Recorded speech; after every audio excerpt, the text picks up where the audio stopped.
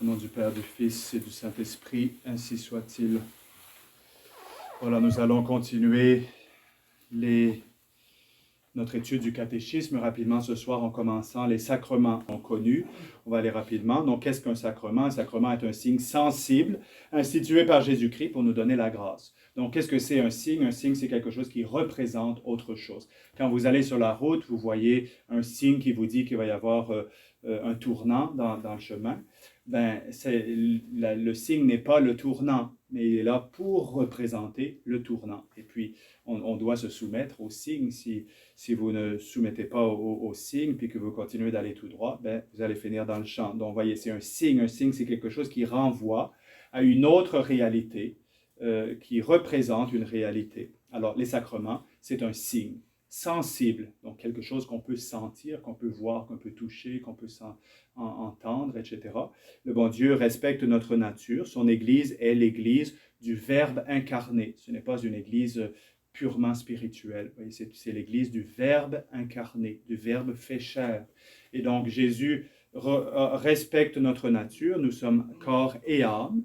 Et donc, ces sacrements vont être spirituels dans leur essence, mais aussi physiques pour qu'on puisse, eh bien, en adéquation avec notre nature, qu'on puisse avoir la certitude d'avoir reçu la grâce de notre Seigneur Jésus-Christ. On dit que toute connaissance nous vient par les sens. Et donc, pour les sacrements aussi, la connaissance d'avoir reçu la grâce de notre Seigneur Jésus-Christ nous vient par les sens. Vous voyez, quand l'eau est versée sur notre front, des fois de façon plus claire, quand l'évêque nous donne, voyez, une gifle, voilà, ben, j'ai reçu la grâce de l'Esprit Saint, voyez, j'ai reçu le sacrement de la confirmation. Donc, tous ces signes sensibles sont institués par Jésus-Christ lui-même. C'est l'enseignement du Concile de Trente. Quiconque dit que les 7 sacrements, ou quelques-uns d'entre eux, n'ont pas été institués directement par notre Seigneur Jésus-Christ, mais par ses apôtres ou par l'Église plus tard, eh bien, pêche contre la foi, nie la foi catholique. Tous les sacrements ont été institués directement par notre Seigneur Jésus-Christ pour nous donner la grâce. Donc, la différence entre un signe sur le chemin, par exemple, et un signe et le sacrement, c'est que le signe sur le chemin, vous voyez, va nous montrer, va nous indiquer quelque chose, mais ne va pas causer, voyez, quelque chose. Donc, si je vois le signe qui me dit qu'il y a un tournant ou qu'il y a un T au bout de la route, ben, si je n'appuie pas sur les freins pour m'arrêter, eh bien, malgré le signe, voyez, ben, je vais quand même finir dans le champ. Alors que dans le cas des sacrements, c'est un signe qui non seulement indique la grâce de notre Seigneur Jésus-Christ, mais cause la grâce de notre Seigneur Jésus-Christ. Donc, c'est vraiment quand le prêtre verse l'eau sur le front de l'enfant, ça indique, voyez, ce lavement du corps de l'enfant, indique que son âme est lavée du péché, mais non seulement indique que son âme est lavée du péché, mais cause, lave son âme du péché. En lavant son corps, le prêtre lave son âme du péché. Donc, un signe sensible institué par notre Seigneur Jésus-Christ, non pas seulement pour représenter la grâce, mais pour nous donner la grâce. Combien y a-t-il de sacrements? Il y a 7 sacrements, le baptême, la confirmation, l'Eucharistie, la pénitence, l'extrême-onction, l'ordre et le mariage. La vertu des sacrements de donner la grâce, elle vient d'où? Elle vient des mérites de Jésus-Christ. Parce que quelquefois, on accuse les catholiques d'être des superstitieux. Les catholiques, vous êtes superstitieux comme les gens qui mettent des fers à cheval au-dessus de leur porte, qui se promènent avec des pattes de lapin, je ne sais quoi. Voilà, la différence entre la superstition et les sacrements ou sacramentaux qui nous sont donnés dans l'Église, c'est que les superstitions, la superstition, c'est d'attribuer un pouvoir à quelque chose qui n'a pas ce pouvoir. Le fer à cheval n'a aucun pouvoir de vous porter bonheur. Alors que dans le cas des sacrements et des sacramentaux, Jésus-Christ, Dieu lui-même, a mis dans ces éléments, voyez, le pouvoir de causer la grâce. Donc, la vertu des sacrements vient des mérites de Jésus-Christ. Et si nous, on ne croyait pas que Dieu a institué les sacrements, ben oui, effectivement, on serait des superstitieux, on serait des gens qui pratiquent la superstition. Mais nous disons et nous croyons avec raison que Jésus-Christ a mis dans les sacrements le pouvoir de donner la grâce. Alors, quelle grâce les sacrements donnent-ils? Certains sacrements donnent aux pécheurs la grâce sanctifiante qui les justifie, c'est-à-dire la grâce de la justification, et les fait passer de la mort du péché à la vie de la grâce. Donc, il y a deux sacrements, le baptême, la confession, qui donnent la grâce de la justification, c'est-à-dire nous font passer de l'état de mort spirituelle à l'état de vie spirituelle.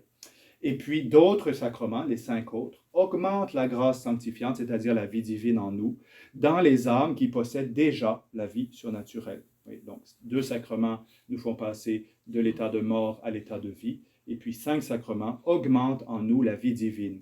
Alors les sacrements qui donnent aux pécheurs la grâce de la justification, ce sont le baptême et la pénitence. Quand on se présente au sacrement de pénitence, avec un péché mortel. Quelquefois, grâce à Dieu, on se présente au sacrement le plus souvent possible, j'espère, au sacrement de pénitence en n'ayant pas de péché mortel. Voyez. Dans ce cas-là, le sacrement va nous donner simplement une augmentation de la grâce sanctifiante. Mais si on a eu le malheur de tomber dans le péché mortel, eh bien, la pénitence nous fait passer de la mort à la vie. Alors, pourquoi le baptême et la pénitence sont-ils appelés sacrements des morts? Parce qu'ils effacent le péché, qui est la mort de l'âme, et donnent la grâce, qui en est la vie. Le péché, qui est la mort de l'âme, et la grâce en est la vie, et la vie de l'âme. Quels sont les sacrements qui augmentent la grâce sanctifiante dans nos âmes? Ils sont au nombre de 5. La confirmation, l'Eucharistie, l'extrême-onction, l'ordre et le mariage, ils sont appelés sacrements des vivants. Pourquoi? Pourquoi est-ce qu'on les appelle sacrements des vivants? Parce que pour les recevoir dignement, il faut être en état de grâce. On ne peut pas recevoir ni la confirmation, ni l'Eucharistie, ni l'extrême-onction, ni l'ordre, ni le mariage, en étant en état de péché mortel. Alors, dans le cas de l'extrême-onction, comme j'ai expliqué hier, quelqu'un qui aurait regretté ses péchés, mais qui ne peut pas se confesser, voyez, le prêtre va lui demander s'il est encore capable de donner des signes, voyez, regrettez-vous vos péchés? Quelquefois, on doit dire, si vous regrettez vos péchés, serrez-moi la main, voyez, ou des choses comme ça, et la personne va donner un signe, oui, effectivement. Et donc, vous voyez, et ensuite le prêtre va donner le sacrement, mais on ne peut pas recevoir ces sacrements-là en étant en état de péché mortel, en n'ayant pas regretté nos péchés. Voilà, ce sont les sacrements des vivants. Donc aujourd'hui, malgré le fait qu'évidemment, dans le Novus Ordo, les sacrements sont tous douteux, peut-être à l'exception du baptême et encore, dans certains cas, disons, ils font tellement de folie qu'on se pose des questions. Mais voyez, mettons que ces gens croient qu'ils ont véritablement les sacrements de l'Église catholique, et puis, ils reçoivent ces sacrements très souvent en état de péché mortel. On ne se confesse plus, voyez, l'Eucharistie, les enfants, même les enfants qui se préparent à la soi-disant première communion dans le Novus Ordo, on les fait communier avant la pénitence. C'est d'abord l'Eucharistie, puis ensuite la pénitence. Vous voyez combien on met le désordre dans leur cœur, dans leur âme. On leur fait croire, d'abord on va communier, puis ensuite il ira te confesser si ça te chante. Vous voyez, non, c'est complètement fou. J'ai croisé énormément de gens qui se sont mariés dans le Novus Ordo, et jamais du tout le prêtre les a encouragés à se confesser avant de recevoir le sacrement de mariage. Vous voyez, donc, dramatique. Donc, ce sont des sacrements des vivants. Donc, pour les recevoir dignement, il faut être en état de grâce. Quel péché commet celui qui reçoit un sacrement des vivants en état de péché mortel? Celui qui reçoit volontairement. Le sacrement des vivants en état de péché mortel commet un sacrilège, qui est un péché très grand parce que c'est la profanation d'une chose sainte. Et ça, il faut s'en souvenir, voyez, dans la tradition, il n'est jamais obligatoire d'aller communier. C'est très bien d'aller communier. La communion fréquente, Saint Pédis nous y encourage, etc. Mais il ne faut jamais se sentir obligé d'aller communier. Si on n'est pas certain, si on est dans le doute, eh bien, on s'abstient et on va d'abord aller se confesser pour s'assurer d'être en état de grâce. Alors que, encore une fois, dans le Novus Ordo, vous voyez, même si leur Eucharistie est douteuse, bien sûr, mais c'est tout le monde va communier toutes les fois. Moi, j'ai vu des gens qui se sont convertis, qui allaient à la messe Novus Ordo tous les dimanches, qui allaient communier tous les dimanches, oui, et qui ne s'étaient jamais confessés. 30 ans, 35 ans. Quand est-ce que c'était ta dernière confession? Je n'ai jamais fait ça, je ne me suis jamais confessé. Et, ils allaient à l'église Novus Ordo pendant 30 ans sans jamais s'être confessés, montrer la gravité de tout ça. Alors, venir recevoir la Sainte Eucharistie, ou recevoir un autre sacrement, mariage, sacrement de l'ordre, tout ce que vous voulez, en état de péché mortel, ça s'appelle un sacrilège, c'est-à-dire la profanation d'une chose sainte. Et ça, c'est un péché plus grave que les autres péchés mortels qu'on a pu commettre, qui nous ont conduits à être en état de péché mortel. Oui. Alors, les sacrements donnent-ils une autre grâce que la grâce sanctifiante? Oui, les sacrements donnent, outre la grâce sanctifiante, une autre grâce qu'on appelle la grâce sacramentelle. Donc, tous les sacrements nous donnent aussi une grâce sacramentelle, c'est-à-dire la grâce du sacrement, qui est spécifique à chaque sacrement. Donc, tous les sacrements augmentent ou la vie divine en nous, ou nous redonnent la vie divine, mais tous les sacrements aussi ont une grâce propre à chacun d'entre eux, voyez, qui est la grâce sacramentelle. Alors, voilà, donc c'est... voilà, la grâce sacramentelle, c'est la grâce qui est spéciale, spécifique à chaque sacrement. Donc, vous recevez le mariage, c'est une autre grâce que de recevoir le sacrement de l'ordre. Ce n'est pas la même grâce. Le bon Dieu donne des secours différents aux gens mariés et aux gens qui sont ordonnés prêtres. Quoique, il y a un lien entre le sacrement de mariage et le sacrement de l'ordre, qui est très beau à se souvenir, c'est que ce sont deux sacrements, les deux sacrements qui sont donnés, non pas pour le bien, tellement pour le bien personnel de la personne, mais pour le bien commun, oui, de l'Église. C'est pour le bien commun de l'Église. Quand je me marie, ce n'est pas pour les beaux yeux, voyez, de Georgette, principalement. Tant mieux si elle a des beaux yeux, voyez, mais c'est pour le bien commun de l'Église. Donc, ça veut dire que je me marie pour donner à l'Église des héritiers du ciel, voyez, des nouveaux chrétiens qui vont adorer Jésus-Christ sur la terre et dans le ciel. Quand je reçois le sacrement de l'ordre, c'est pareil, vous voyez, c'est pas parce que j'aime les histoires de missionnaires ou je ne sais quoi. Non, c'est pour le bien commun de l'Église. Je vais donner, cette fois-ci, non pas la vie de la vie physique, mais je vais donner la vie spirituelle aux âmes. Et donc, on voit un lien entre les deux. Les deux sont donnés pour le bien commun de l'Église. Alors, donc, on continue. Qu'est-ce que la grâce sacramentelle? La grâce sacramentelle est un secours spécial que Dieu donne afin d'atteindre le but pour lequel il a institué chaque sacrement. Les sacrements donnent-ils toujours la grâce? Oui, les sacrements donnent toujours la grâce, pourvu que nous les recevions dans de bonnes dispositions. Alors, quels sont les sacrements qu'on ne peut recevoir qu'une fois? Ce sont le baptême, la confirmation et l'ordre. Pourquoi? Parce que ce sont des sacrements qui impriment dans l'âme une marque spirituelle ineffaçable qu'on appelle un caractère. Donc, baptême, confirmation, ordre. On ne peut pas recevoir plusieurs fois. Et donner ou recevoir le sacrement de baptême plusieurs fois, par exemple, c'est un sacrilège. On n'a pas le droit de faire ça. Et si je m'en vais, je ne sais pas, voir un prêtre dans une église à 100 km de chez moi et je lui fais semblant que je n'ai jamais été baptisé et que je reçois de nouveau le baptême, eh bien, je commets un sacrilège. Voyez. Alors, il faut, bien sûr, il peut y arriver des circonstances où le prêtre va donner un baptême conditionnel à quelqu'un donc pour lesquels on n'est pas certain qu'il a reçu un baptême valide. L'année dernière, par exemple, j'ai baptisé un jeune homme, on l'avait plongé dans l'eau, c'était les protestants, vous voyez. Ils étaient allés ensemble dans un lac, et puis on l'a plongé sous l'eau, puis on n'a rien dit.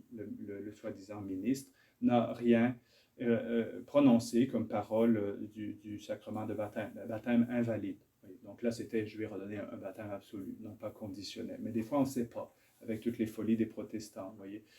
J'ai vu un jeune homme aussi il avait une vidéo de son baptême, il avait été baptisé dans le Novus Ordo, et puis le prêtre versait l'eau à côté de la tête.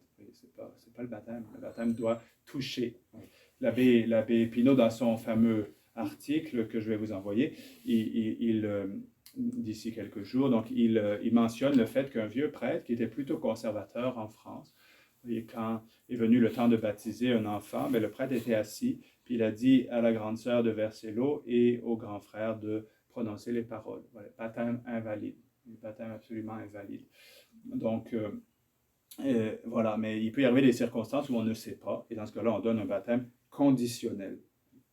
Donc, pourquoi le baptême, la confirmation et l'ordre ne peuvent... Voilà, ils impriment dans l'âme une marque spirituelle ineffaçable qu'on appelle un caractère. Ce caractère va rester dans notre âme après la mort, oui, même après la mort, pour l'honneur et la gloire de ceux qui sont sauvés, et pour la honte et la punition de ceux qui sont damnés. Donc voilà, si je suis baptisé, ben, de toute façon, normalement, il faut être baptisé pour aller dans le ciel, mais voyez, il va y avoir dans le ciel des gens qui n'ont pas été baptisés, comme les justes de l'Ancien Testament, et ceux que le Seigneur connaît.